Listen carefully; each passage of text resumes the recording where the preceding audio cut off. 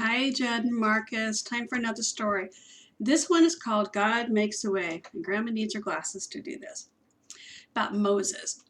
Moses and God's people escaped out of Egypt and into the wilderness. They didn't know the way, but God knew the way, and He would show them. I will bring you to a new home, a special land, God promised them. I will look after you. I am with you. God sent a big cloud for them to follow, a pillar of smoke stretching up to the sky. It moved in front of them as they walked and shaded them from the blazing heat of the day. And it was time to rest, it stopped. All through the cold desert nights, it kept them warm, glowing like fire. God led his people through the desert to the edge of a great sea. They were just wondering how to cross it when suddenly they heard a terrible thundering and pounding. It sounded almost like horses' hooves. They shaded their eyes to look back and screamed. It was Pharaoh and his army were coming to get them. That Pharaoh. Pharaoh had changed his mind again. Get my slaves back, he screeched, and charged out into the desert after them with 600 of his fastest horsemen and every single chariot in Egypt. And there is Pharaoh, who is really not a very nice guy.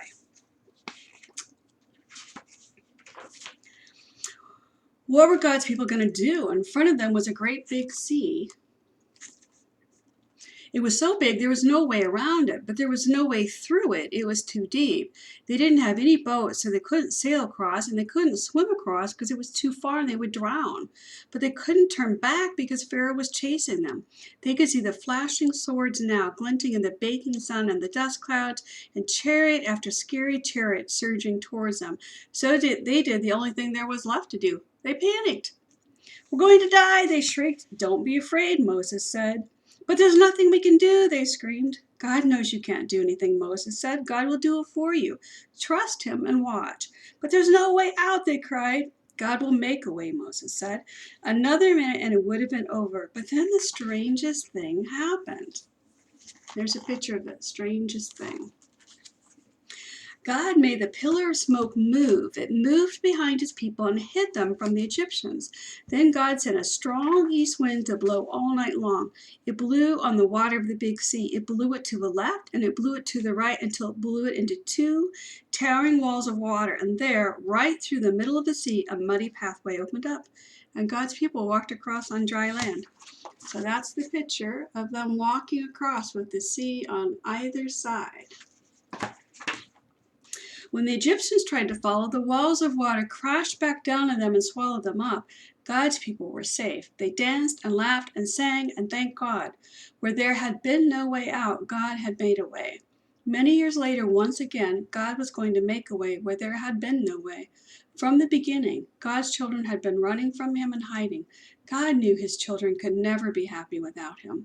But they couldn't get back to him by themselves. They were lost. They didn't know the way back. But God knew the way, and one day he would show them. And this is called 10 Ways to Be Perfect, and it's about the 10 Commandments. So there they all were, grannies, granddads, babies, uncles, aunts, children, moms, and dads out there in the middle of the desert. They had blisters from all that walking. They were hungry and they were thirsty and much, much too hot. We don't like it, they said. It stinks. And so did they, for that matter, because no one had taken a bath in weeks. Now remember, because this is something they'd forgotten, God had done amazing things for his people. He'd hidden them inside a cloud. He'd moved the sea. He'd set them free. But God's people still weren't happy. They didn't care about being free. Wasn't it better when they were slaves? At least they had lots of nice food to eat. God doesn't want us to be happy, they said. It was the same lie that Adam and Eve had heard all those years ago. It's funny how that same lie keeps coming back. God has brought us out here to kill us. God doesn't love us. But they didn't know God very well, did they?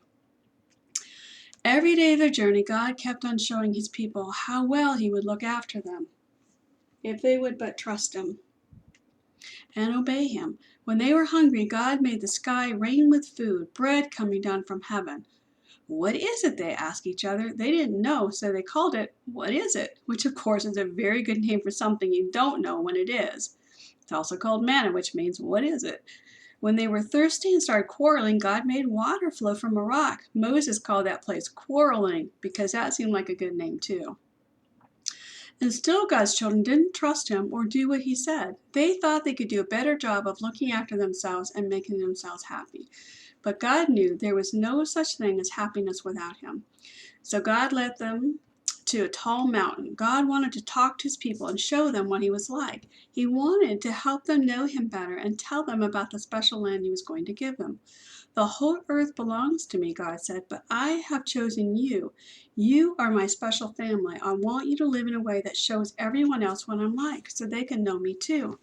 It's a picture of that mountain. God called Moses up to the mountain. The great mountain shook, a thick cloud fell, thunder roared, lightning cracked, and God gave Moses 10 rules called commandments.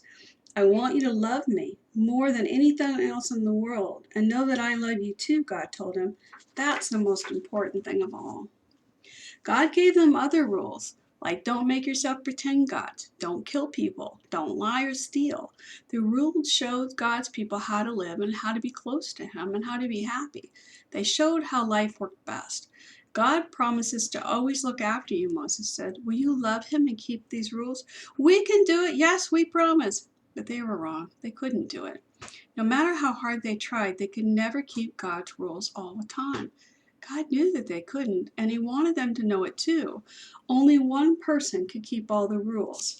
And many years later, God would send him to stand in their place and be perfect for them. Because the rules couldn't save them, only God could save them. And there's that picture of Moses.